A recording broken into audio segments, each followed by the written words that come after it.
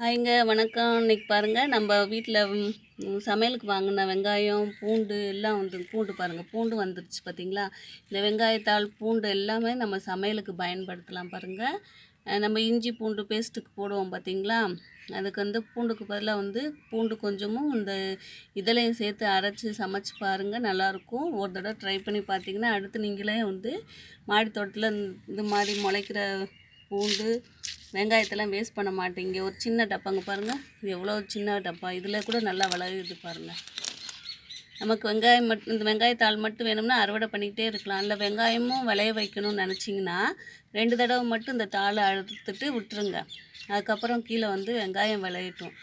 இல்லை பதியமாகவும் வந்து நம்ம எடுத்துக்கலாம். அங்கே பாருங்கள், இதுலலாம் நிறையா பதியம் இருக்குது, இதுலேயும் நிறையா பதியம் இருக்குது. இது மாதிரி வந்து நமக்கே தெரியுங்க பாருங்கள். இதில் எல்லாம் வெங்காயம் பதியம் நிறையா இருக்குது, கீழே வேர் வரலும் இருக்கும்.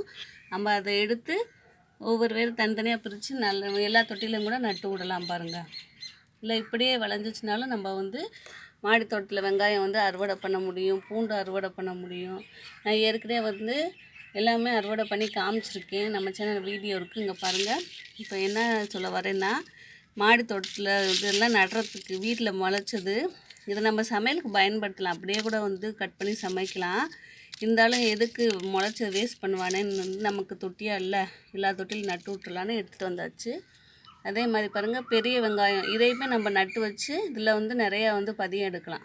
இந்த நட்டு வச்சிட்டோம்னாக்க நல்லா இதே மாதிரி வெங்காயத்தாள் வளரும். அப்போ நம்ம பறித்து பார்த்தோம்னா கீழே நிறைய வேர் இருக்கும். அதை எடுத்து பிரித்து ஒவ்வொரு தொட்டிலும் நட்டோம்னா நமக்கு மாடி தொட்டில் பெரிய வெங்காயமும் வந்து அறுவடை பண்ண முடியும் பாருங்கள். நான் இப்போ இது எல்லாத்தையும் நட்டு விட்டுட்டு தான் போகணும் பாருங்கள். சமையலுக்கு அப்பப்போ நான் கட் பண்ணிக்குவேன்.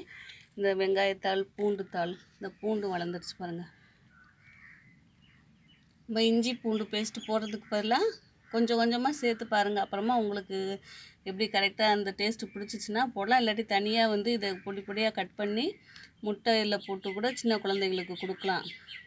நல்லாயிருக்குங்க. ட்ரை பண்ணி பாருங்கங்க. தேங்க்யூங்க.